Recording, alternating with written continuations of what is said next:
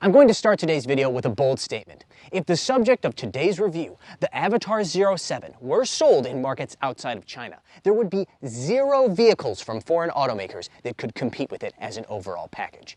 Now, let's find out why.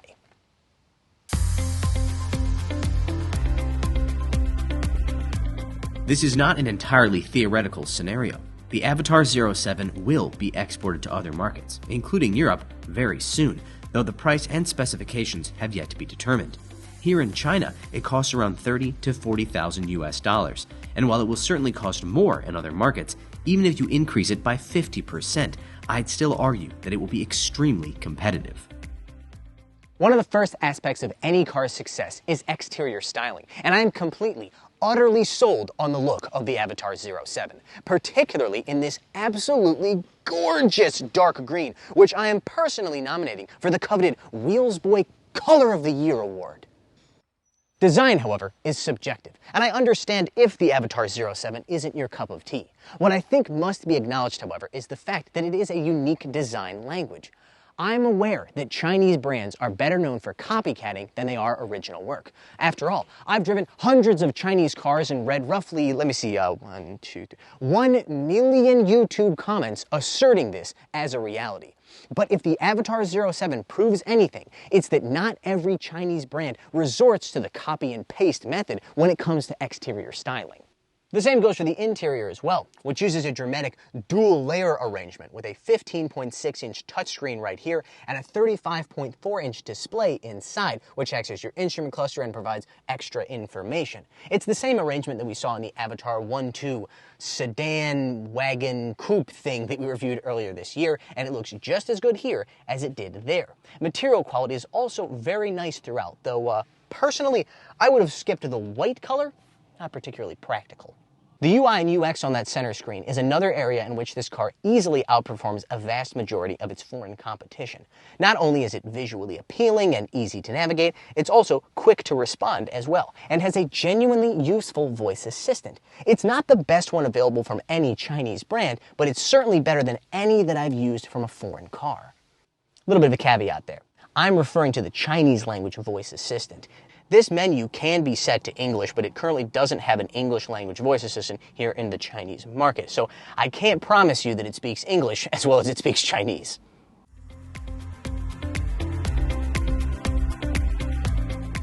The attention to detail can be seen throughout the cabin, such as the area where the door meets the side of the dashboard. In most cars, it's undecorated plastic, but not so on the Avatr 07. If you're feeling bold, you can get the optional digital exterior mirrors. If you do so, there'll be screens 6.7 inches on either side of this center screen. Between you and me, however, I recommend that you don't do that. In fact, I've been specifically told by salespeople at Avatr dealerships that they tell their own clients not to do that, simply because it's very hard to get used to using them. But they are available. It also has a 16-speaker Meridian sound system as standard with a 25-speaker system as an option. You can also get heated, cooled, and massaging seats, front and rear, and both front seats can be zero gravity. Of course, that doesn't mean that it's perfect.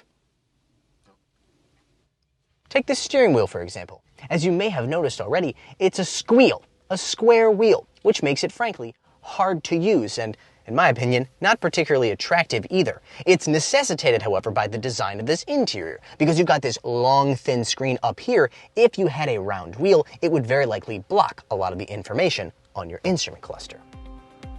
Another questionable ergonomic choice is the emergency release for the electrically operated front doors. It's difficult to find in the best of circumstances, but could be nearly impossible in a real emergency. I think most people would just climb into the back seat and open that using its much more easily located emergency release.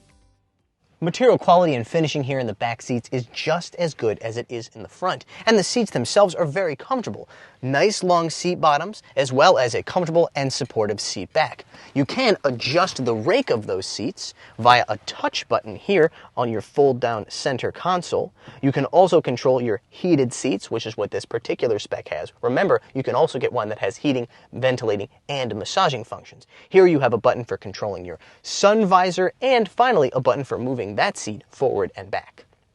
Space back here, however, isn't as big as you would expect for an electric vehicle with a wheelbase this long. Legroom is not terrible, but again, not as big as I would expect. Headroom, I would describe as pretty decent.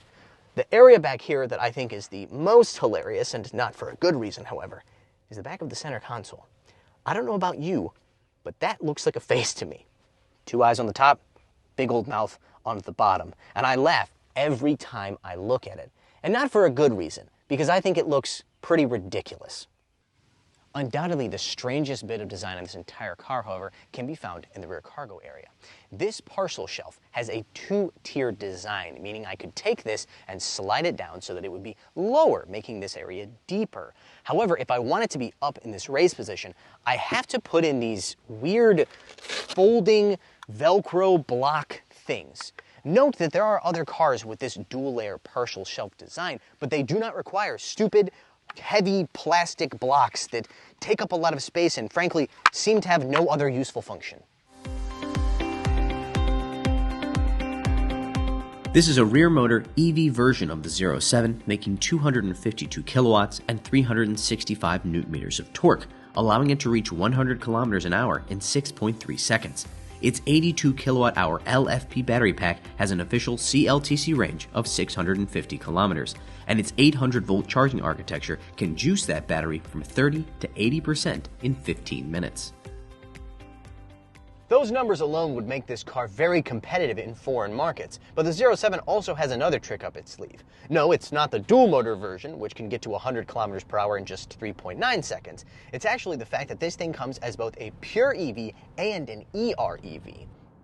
An EREV, or Extended Range EV, has a smaller battery pack than a normal EV, but adds a small displacement internal combustion engine, which acts as a generator to produce electricity for the battery pack and the electric motors, but doesn't power the wheels. This means that it can have a usable full electric range. In this case, it's got a 39.5 kilowatt-hour LFP battery pack and a WLTC, not CLTC range, of 188 kilometers. This effectively eliminates any concerns, real or imagined, about range anxiety. Did you realize that you forgot to charge your car last night and, oh my God, there's no charging stations around? What am I going to do? What will I do? The humanity! Calm down.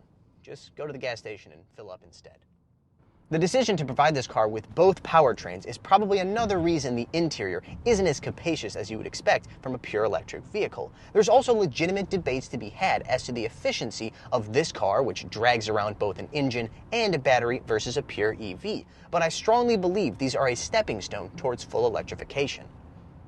More importantly, in the context of this video, there are few, if any, foreign manufacturers who offer the same model with both a pure EV and extended range EV powertrain. At best, they offer a pure EV and some form of plug-in hybrid, which has a smaller battery pack and therefore less usable range. And considering the fact that places like the European Union have started to slap heavy tariffs on imported Chinese electric vehicles, it seems likely that more and more brands like Avatr will be supplementing their lineups with EREVs. As for the driving dynamics of the 07, they're quite impressive as well. This car goes without the available air suspension and CDC you can get in more expensive trim levels, but its double wishbone front and multi-link rear still deliver a comfortable ride with good body control, both in the corners and under braking and acceleration. The biggest weakness, and this is a relative term of course, is the steering. First of all, I have to interact with the car via this stupid squeal thing, but the steering itself is also quite numb and not very responsive. Having said that, that puts it in the same category as pretty much every other modern car. And that's before we start talking about Huawei Inside, the advanced driver assistance system on this vehicle. It uses LiDAR, radar, and cameras, and just like FSD, it can be used essentially anywhere. What you are seeing is an uncut example of the Huawei Inside system in action. This route from our office to our shooting location measured around 20 kilometers of suburban Shanghai roads, including quite a few traffic lights. While there wasn't heavy congestion, we did face multiple complex intersections that would have been challenging for a novice driver, let alone your average ADAS system. The 07, however, completed it without a single intervention, placing it among the best systems we've ever used from any manufacturer in China or abroad. The thing is, Huawei isn't super popular with some of the governments and some of the places where you might be watching this video from, and so any version of this car that's either exported to or produced in those countries probably won't have this system. Other markets, however, will welcome it with open arms.